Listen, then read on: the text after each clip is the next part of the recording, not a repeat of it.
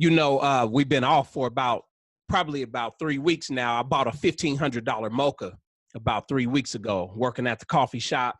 Typical thing, laptop, got the books out, phone ring, have a conversation. The guy brings the mocha out, put the phone down, grab one sip of the mocha, put it down, and I'm bringing my hand back to myself and knock the whole mocha on the laptop.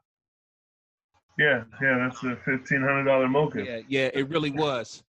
So I had to hurry up, get the coffee off the mocha. Get the coffee off the laptop.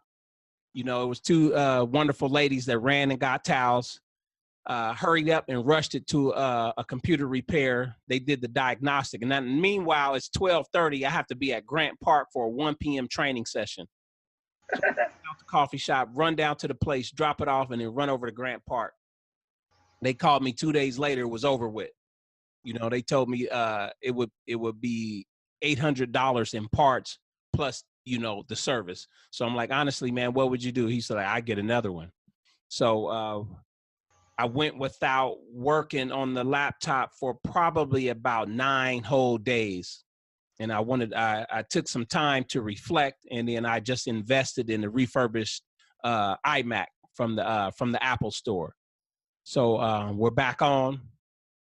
It's been a wonderful experience. I learned some of the lessons within that was to slow down. I got a chance to go within, be stoic about the situation. And at the end of the day, just laugh about it. It's funny, man, how the universe works, because on the wish list was an iMac and then upgrading my phone. And when this happened, I'm like, damn. Is this the universe giving me the iMac now, but putting me through some stuff? And, I guess so. So I tried to live through it constructively. We podcast didn't go out for a couple of weeks, and now we're back on. So, before we go any further, I want to give a moment of silence to the rapper, the entertainer, the business mogul, Nipsey Hussle. A terrible thing that happened to the brother, man. But I appreciate you coming on, Dante. This is the epitome. We want to stand on our own. We want to do our own business. We want to support each other. And if you're listening to Sports Mastery, this is all funded by me. This comes out of my own pocket. When I can't afford a cup of coffee, that means I'm putting the money into podcast editing, paying somebody to do something.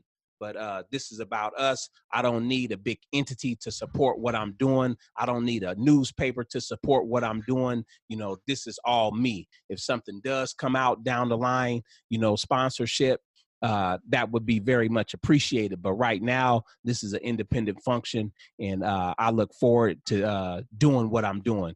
And today we have Mr. Dante Barnett on the show, and we're going to talk about a few things. We're going to talk about reffing, parenting, coaching, and playing, and how can we do all four respectively. Now, I've had Mr. Barnett on the show before.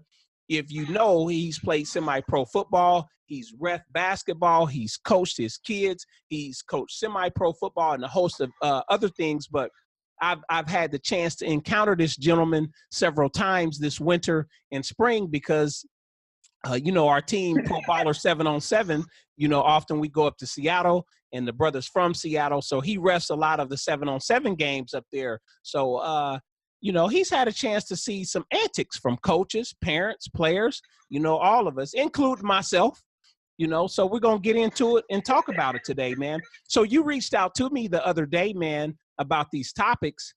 And I was like, let's do it. What made you think of these topics and want to discuss them? Well, first and foremost, this spring alone, I did the Pylon tournament in Vegas. I did one of your guys' tournaments in Oregon with Left Coast Elite. I'll be at Ayers tournament this weekend, So I'm a little bit everywhere as far as reffing goes, and then 7-on-7 as far as West Coast, I've been almost everywhere. And I don't care if it's Little League football. I don't care if it's 7-on-7. I don't care if it's semi-pro. I don't care really what sport it is. We can't find quality referees. And I know I'm a quality referee, and I don't feel like doing the job half the time anymore. And it's a combination of parents, coaches, the kids, and even sometimes other refs that make this job unwanted. Um, and like really on Saturday or on Sunday, yeah, I think it was Saturday, we had a great tournament, right? And I'll admit my fault. We got to the championship game after days full of bullshit. I looked at one of the sidelines and said, "Parents, I need y'all to shut up and let the coaches coach, the players play."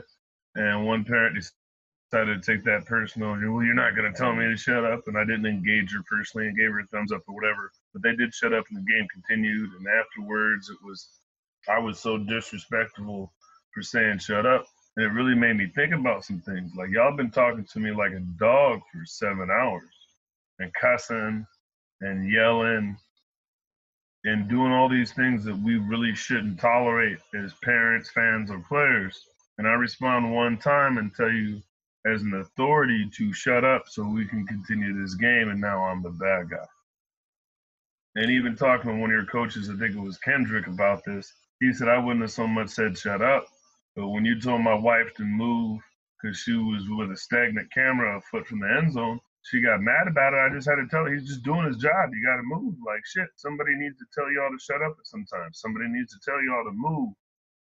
And if we, as a community, whether that be parents, coaches, or players, can't accept that, what the fuck am I doing out there? Pardon my French, but I almost get to a point like, why do I even do this? No matter what I do, I'm never the good guy. There's always someone trying to fight me. There's always, you know what I mean? Like, there's never, what are we doing 7-on-7 for? I know, as a program you want to win, but that's not what we're doing it for. We're doing it so their 11-on-11 season is successful and they're going to college and all these other things.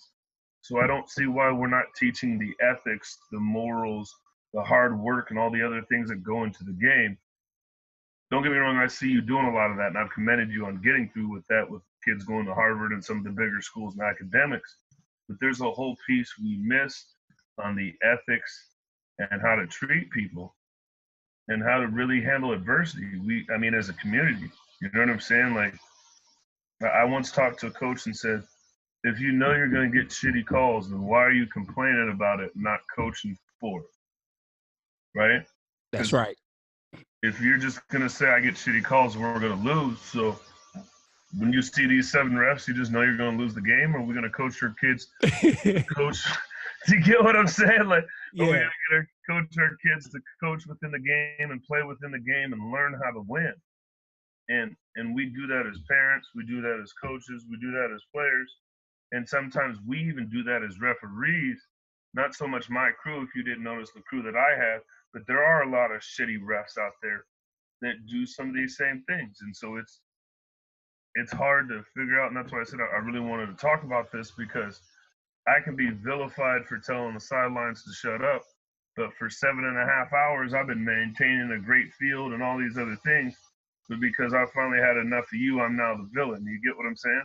Yeah, I certainly understand. You know what? And that's why I try to bribe y'all with some water or soda from time to time so we don't get them bad calls. And there was one brother, the dread out there, I gave him some water. I'm like, man, you need anything? I'm like, I'm buying a call for later. But you're definitely right, Dante, because I tell the kids, don't expect any good calls. One, we're on the road. I know it's not typical 11-on-11, but we're up here. There is some favorites. There's some high power institutions up there that do good work, and they're going to get the calls. But I told my kids, y'all got to play through it. You know what I mean? And they did, and we came out victorious. But I see what you're saying, because sometimes I remember there was, and it wasn't you, it was another ref. I think 7-on-7, the kids should be allowed to have fun. They're going to smack talk, but I know it shouldn't go overboard where they're going to celebrate when they score or get an interception. And I think one of our kids did a backflip after interception or touchdown. Then a coach came on. It was after an interception. And then our coach came on the field. Next thing you know, we get the ball. He done flagged us twice, and it's 3rd down. I remember that. And don't get me wrong. I flagged you for one of them, and he wanted to flag you for the other one. Oh, okay. So that was you. Yeah. I take it on the nose, right? And again, I get you. I get everything you're saying, but we can celebrate in the parking lot. You can That's celebrate right. That's true. on the drive back down to Portland. And we did. And I saw your pictures, by the way. But this is my point too. Like, you guys lost a game earlier in the day. That's right. And we got really, and then that's when my antics came out. And I told the coach, you got 1 minute and 30 seconds left. That means you should have to run 3 plays because it's a 25-second play clock. So you got to get a first down in order to win, right? Because you were up 1 point. Yep. And so on the last play, the other ref called out 15 seconds, and he's like, well, why can't we run out there? And I was like, that's your play clock. We'd have already told you you're going to run 3 plays. So it's just, you know what I mean, for the sake of the game, that's what the format was, you know what I mean, instead of running the clock and having all this, right? And so, rather push than shove, you had 3 plays to get a first down. That's all you had to do to win.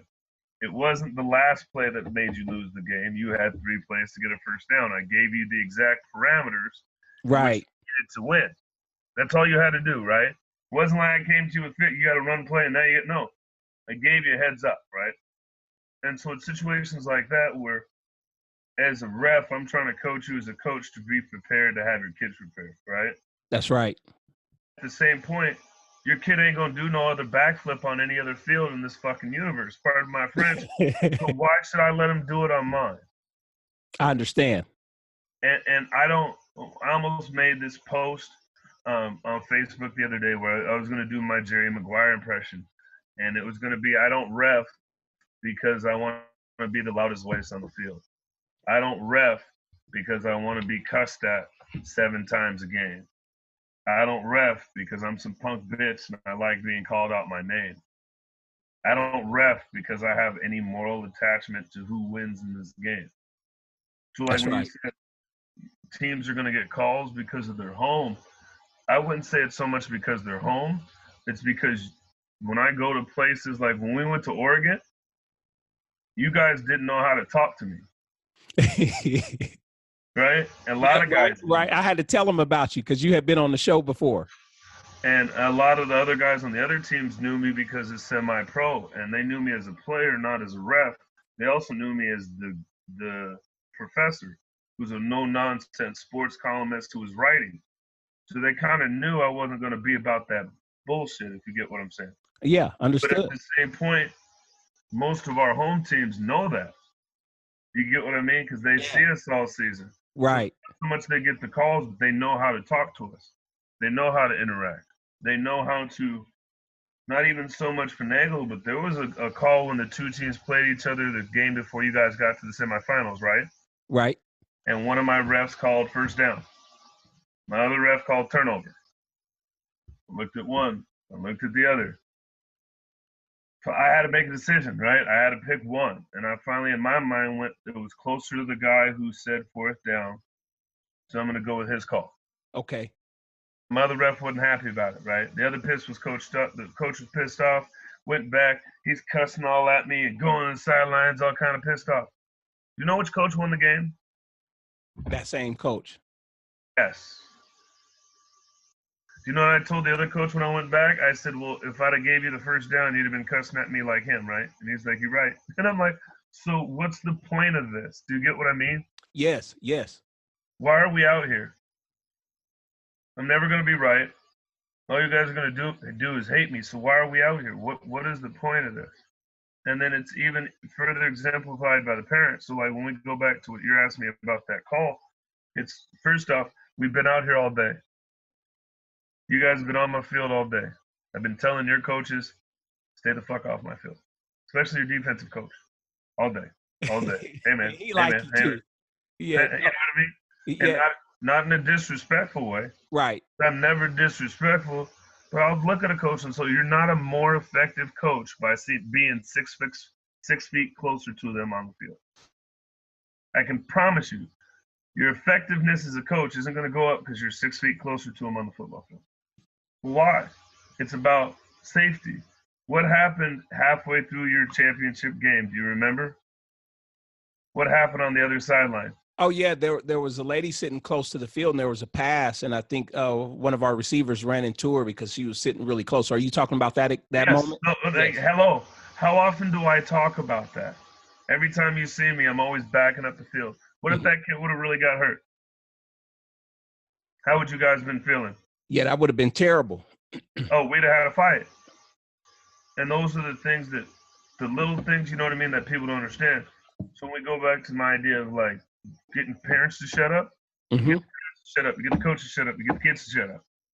There've been so many times where I've been yelling at a coach to shut up, and then I'll give you an example in basketball. Not this weekend because I was doing football, but the weekend before, I'm out in Maple Valley, which is the suburb, and I'm yelling at this coach to stop yelling for calls. And he's like, it's not that big of a deal, you know, I'm just trying to get my calls. And about 2 minutes later, one of his players gets fouled. As a basketball ref and a football ref, you got to see it before you throw it, right? So a lot of times in basketball, they blow their whistle and are first forced to make a call because they blew their whistle.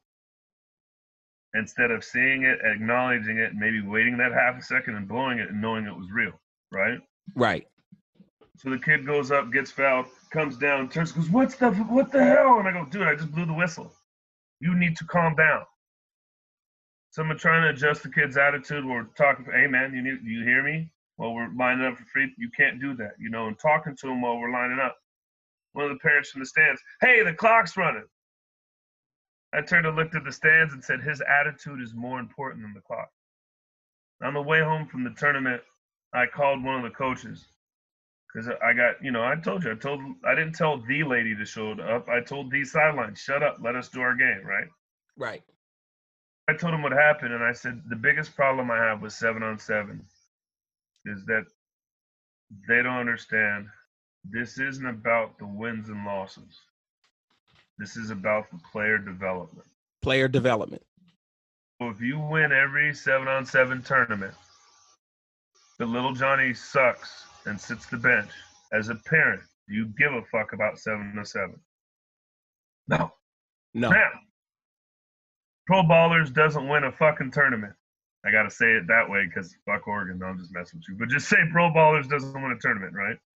But every one of your kids is 7 times better, increases playing time, gets scholarship offers, is a better complete young man. And you don't win a single championship, Deshaun. Do you think your product is worth it?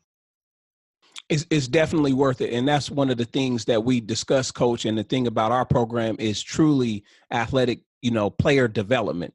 No, I don't mean you. Don't get me wrong, right? Yeah. I'm just saying. So there was my case in point is there was your parents were real chippy, and I almost got to a point where I wanted to tell them. I just didn't have the time or the wherewithal. Why are you guys talking shit to the kids? Do you get what I'm saying? These are 15-year-olds, and I got grown men talking to kids, right? And so there was one play where the tall, slender kid for FSP went up against your 3 guys, had 2 hands on the ball, should have made the catch. And I think you heard me tell the young man, you're too good to get 2 hands on the ball and not make the catch. Okay. And the parents were like, what are you doing? You're coaching them up. I said, I coach every kid up here up. It's not about wins. It's about these kids getting better. That's right.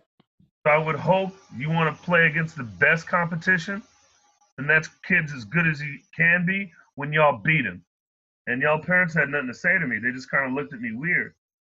And I said, 7-on-7 isn't about the championships. It's about getting this kid to be a better finished product for real football. For real football. And that, I feel like the idea of 7-on-7, that's missed so much. I agree, man. That's one of the things we discussed, like I was saying before, is definitely about player development. That means doing your strength and conditioning throughout the week, handling yourself in the classroom and your grades. I know you see some of the kids on our team that get scholarship offers. So this is really about really just honing your craft. And I tell the kids, just get better at your craft. And like you said, don't worry about the wins and the losses, because the only thing that matters is when you get. What is a message that you would give, you know, to coaches and parents to better help facilitate this culture? Because we know that it's not going away, but how can we make the 7-on-7 culture better and more respectable on both ends, as far as people respecting the refs, coaches having respect for other coaches, players having respect for other players. What's your thoughts on that? It's a hard one because it's a culture thing. Do you know why we didn't have these issues a generation ago? And I think a part of it is it's the LeBron James Golden State Warriors problem. 15 years ago, I respected my competition because I only seen them on the field. 15 years ago, I respected Eastside Wolfpack and I respected 2-5-3 threat and triple threat and hoop because I only seen them motherfuckers once a year. These kids are seeing each other so much and playing with each other one week and not playing with each other another week. And same goes for the parents. The parents are buddying up for 5 or 6 weeks and their kids aren't playing, so they go over here. There's so much societal drama outside of what goes on the field that when we get to the field, motherfuckers be ready to fight before the game even starts. And that is so true. It is sad. I never won a single championship at Highline, right? I played CAY basketball. I went to Highline High School. You know what I mean? But I had respect, and I won 5 games in my high school career. I won 2. I know what you mean. I won 2. Right? Yep. Kids these days don't have the grounding to do that. They don't have the moxie. Yeah. Or the mental fortitude. And so when you don't have that, that means your parents don't instill that in you. And your parents aren't holding you to finish what you start. And I think one of the best things I talked about, and I listened to my interview with you, and I'm doing a lot better job of listening, not just talking. But one of the things that got missed, I felt like I did my best coaching the year that we won no games than the year that we won the most. And I guarantee you the kids enjoyed the season when we won no games more than the season we won them all. Because there was a level of expectation versus a level of growth. Right. I expected to win that year. I knew we could win. The other year it was, hey man, let's have some fun. Let's get better. And our coaches don't do that. I've never seen a coach look at his kids and go, hey man, we weren't supposed to win today. Good job. Let's go have some fun. Right. That's the beautiful part, because I can speak to it as far as the top-notch organizations up there with FSP. And we were going up there, excuse me. We went up there in preseason and we never got a chance to connect with Reggie from Air, but they're such great organizations. We love what they do as far as the development of their kids. And I'm like, man, I would rather just go up there and play these guys every week if we can, because this is top-notch competition and this is what's going to get our kids better. I know JB has a better relationship with Reggie, but we all talk, to the FSP camp.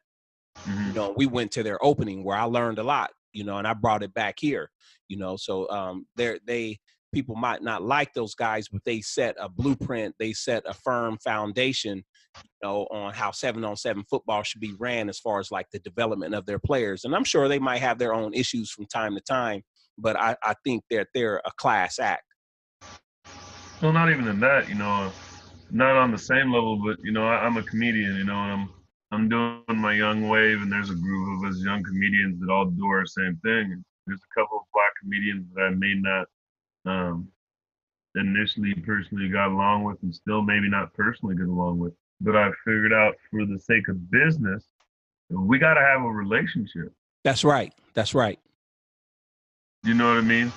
And then not only that, that was one of the things we talked about when we were all not so much together, but when I first started getting into this and the whole Reggie versus Tracy and Air versus Rise versus FSP way before he started Air or whatever in the hell it was like, what are you two doing? There's no reason for y'all to be fighting. Who cares if y'all number 1, number 2? The best 2 organizations are owned by Black people. Why don't we celebrate that instead of y'all having to murder each other, right? And our coaches do the same thing. even within teams, sometimes you'll see certain teams where the red team wants to fight the black team and all this. And I remember telling one group of kids, it was like, do you not know that the kids that are probably the best kids don't always pay the most, might be on scholarship? It's the shitty kids whose parents are paying the bills. So you might not want to beat up Timmy if you still want to have a gym next week. You know what I mean? Like, right.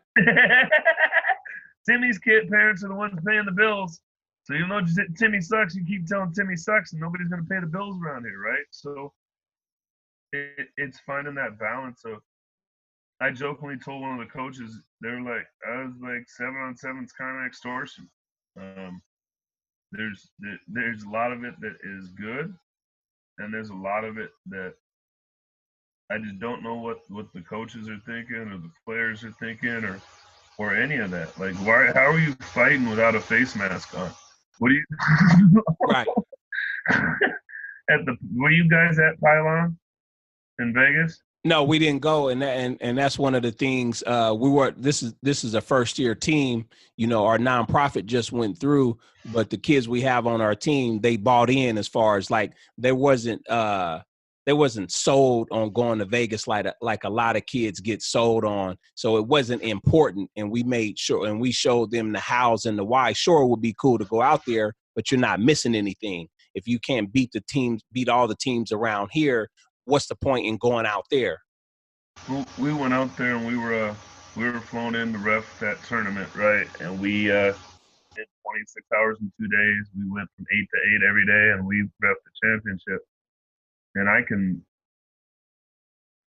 say I literally personally broke up 5 fights. I dragged 2 kids out of getting stomped. A lot of people ask me when I talk this, why is 7-on-7 so bad? Do you ever see any security at 7-on-7?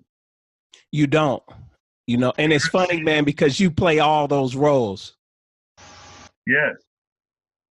And so when I tell you to shut up, I'm an asshole, but I'm really not only the security guard, but I'm also the referee. I'm also the field management. One of the things we had talked about LCE with is that we need field management. Yeah, I agree, man. I think that's a new paradigm to look at. And nobody's thinking about that. I appreciate you bringing that up, man. It's not my job to be telling parents to shut up. We should have somebody on each field telling parents to shut up. And if you can't handle somebody telling you to shut up, then go watch from your car. And then you want to be disrespected because a grown man told you to shut up when you've been cussing at him all day and all these other things. That's not even fair. Yeah, and it's interesting that you bring this up because it shouldn't have to be that way, but you can see it going that way where you might have an officer at a competition all day. Oh, you had to. There were officers all day in Vegas, and the shit still happened because you had 10 fields and 2 officers. You can't, you know what I mean? No, we had a literal brawl down there between the whole Hawaiian team, and they were trying to fight the other team and the refs, and I had to run from 3 fields away to get in between it. And then I was the bad guy saying, hey, we need y'all to disperse. The cops are here. And there's, oh, you're the one instigating. We all see the fucking cops. You want to, and it's, sure, whatever I say at this moment, something bad. You know what I mean? People are so, and I guess that's the other part of it is we're so fixated on this pipe dream that if my son can throw a ball 60 yards, we're going to get a house and go to the NFL, that we put our whole egg basket and our paychecks. And I'm not trying to down what your programs do, but you got parents working an extra job so their kid can do 7-on-7, hoping that they're going to go to the NFL and it's going to solve all their dreams. And all that pressure, stress, expectation comes out to how they react on the football field. Right. You know, and then when you have to go that way, it's borderline like a myth or some type of superstition that isn't really real, you know, where it's definitely not that serious. And we know a number of kids that never played 7-on-7, not one down, you know, in the last 5 years. And they're at our Division I or FBS and FCS schools. So there is a point. There is a reason why some people don't play it. Just like Jazz Johnson, you know, my nephew that's at University of Nevada, Reno. he never played AAU basketball, and his dad Leland kept him out of it on purpose. You know, Hello. training. They were training consistently, and he's one of the few guys around here that has a weight room ethic like a Division I college defensive back. And that's my thing. That's what you're hitting on the head. There's a couple of people who went to the NFL and never played football. Unfortunately, I have to tell you, they're mostly Seahawks linemen. But right, we've drafted 2 or 3 different guys that were never football players, and converted them from basketball players and signed them into contracts and whatever. The one that kills me isn't even so much the 7-on-7. I'm waiting to see what happens with these FBU kids playing 2 to 3 games in a week to win a championship. What other level do you play 2 or 3 full contact games in? Yeah, I understand. I know they do some type of, what is it, like a regional thing in December? You do the regionals to qualify for nationals? And then even at nationals, you're going for a weekend and playing 2 or 3 games in a week. How is that? That don't make any sense. And like you talked about Jack Johnson, the kid playing basketball. I've talked to a lot of parents, like, you're going to have a concussion. You're going to have a major injury. You're in a car crash every play. So the more downs you put your kid through football, the closer they're getting to that concussion. You know what I mean? Like, that's true. What are you doing? Not only that, but at 8 years old, is Ray really going to be a football player at 18? What if he grows 12 inches? Maybe he's a basketball player. What if he doesn't grow at all? You know what I mean? Like, sure. There's so much emphasis put on some of these things.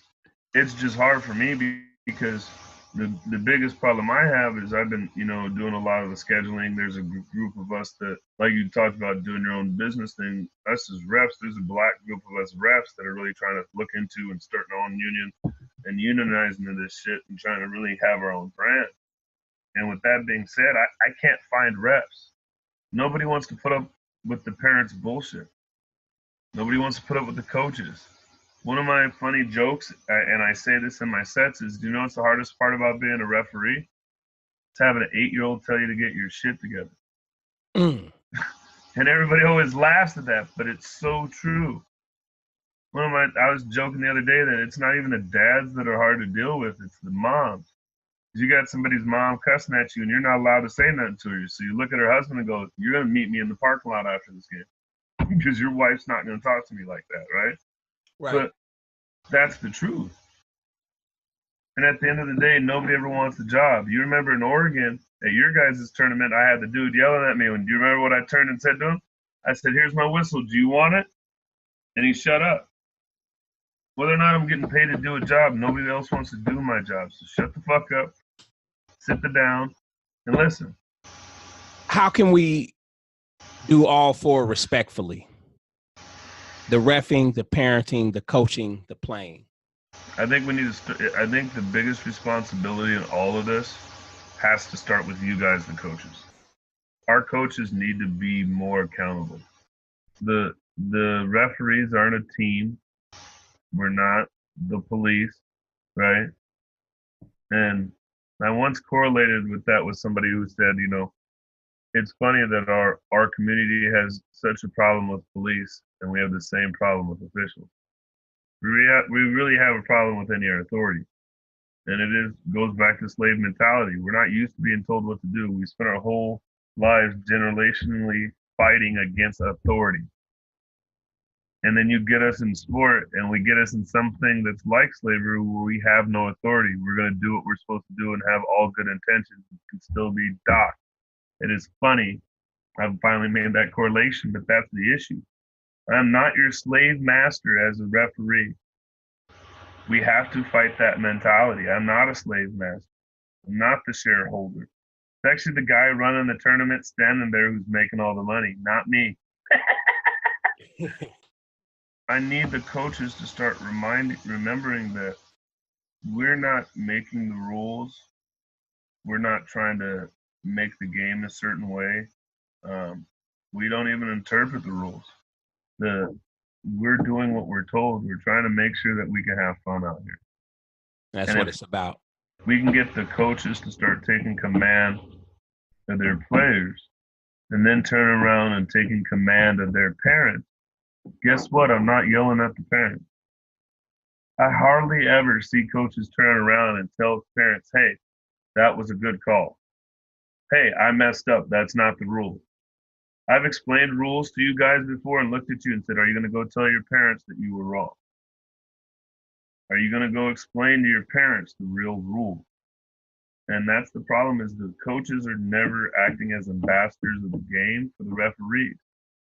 We have to know the rules better than anybody else, but we never get to interact with parents and tell them the rules. So whose job is it to go tell the parents that the refs are right?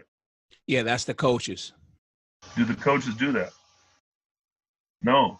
How often do you see me correct a player for language or attitude or something that's non-football? All the time. That's what I like about you. But how And often do you it's see, fair. You do it to everybody. That's what I appreciate. how often do you see the same coaches disregard what I just told their players? All the time. All the time. One of your coaches got mad because I flagged your kid for saying bullshit. Yeah, your defensive coach. We flagged him for saying bullshit in Oregon. Remember? And he's like, what do you say? And I said, let him tell you. And so when he told, would you say bullshit? He said, yeah, man, forget that. They just calling everything today. No, that is an issue. Even in the NFL, as a grown man, you can't look at fucking Bob and go, that's a bullshit call. Guess what Bob's going to do? Throw a fucking flag on you. So if you can't do it in the NFL, why can't you do it here? And then last but not least, remember, I've never seen a coach 100% at 100% rating. A ref is going to miss a call or two. But if you're really saying that a ref cost you the game, then you're not willing to admit that you could have coached that game better. That's right. That's right. And even that game we lost before the championship, we were like, that was a bad call. And even I had to take on that myself, being the offensive coordinator, as far as how we managed the clock at the end. But we knew coming back, we're going to whoop on them this time. When we see them this time, we're going to whoop on them.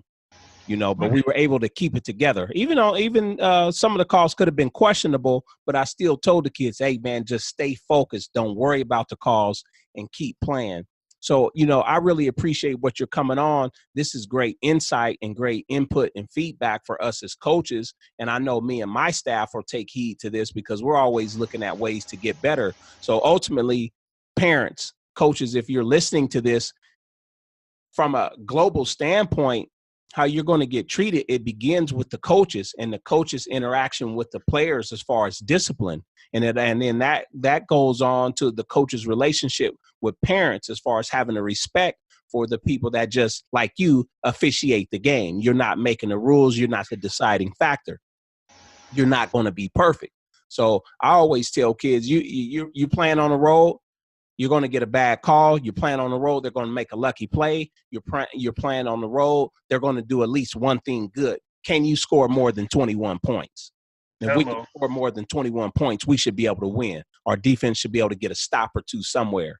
And, Let me interject one more thing, because I forgot about a whole group of people.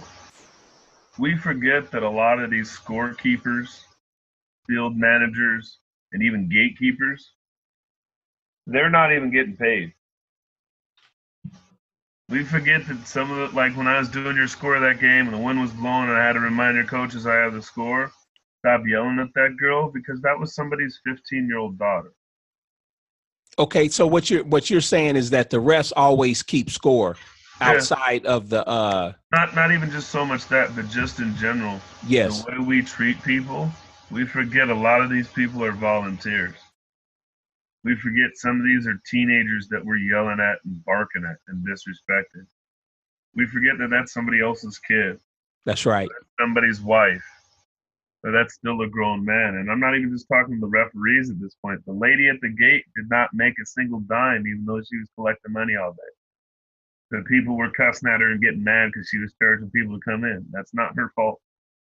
That's right. You get what I mean? And yeah, I understand. There, I mean, there's just this domino effect of entitledness that we have, that I even see parents going on trips to, I spent all this money to come up to Oregon, we better not lose in the first round. Well, guess what? If you lose in the first round, you guys can go and enjoy the sunshine. That's right. And have a great day as a family. instead of 3 kids feeling like they're stuck at a field watching one brother play football. You know what I mean? Like, I don't. Yeah, I'm laughing, but it's not funny because you hear it all the time, and it goes back to what did you come for? Because ultimately, it's about a learning experience and a developmental experience for the future, and not getting caught up in the wins and losses right now in touch football. Hello, and there's so much experience to be enjoyed as refs. You know, when we flew down to Vegas and we got to be a ref team, we didn't really enjoy some of the antics in the tournament as much. But do you know what we did enjoy? What's that? Spending 48 hours laughing and joking and having each other's back and that road trip. We as a ref crew have never done anything to get that tight. Us 6 of us that went to Vegas have each other's back. There's no communication issues. There's not, you know what I mean? No issues. But when do the kids start taking that out of an experience? When do the parents start taking that out of the experience? When do the parents start thinking, hey, in 2 more summers, there is no more 7-on-7. In 2 more summers, he's at college. I'm hoping he's not doing drugs or partying or hollering at girls, and I hope he's going to class. When do you start enjoying these are the last 2 summers with the kids? You know what I mean? Yeah. When do you start enjoying the fact that maybe 10% of these athletes are going to have a career-ending injury in the next couple of years and never see the field again? When do you start enjoying the fact that your kid might be the kid that takes the next concussion as the new life loss, and you never see him play again? Do you get what I'm saying? That's right. Like, but instead, you're mad because on 3rd down we got a call wrong, and you still won the game. You want to fight me in the fucking parking lot, but you won the championship, and your kid's still holding the trophy, but you still feel some sort of way about me. How does that happen?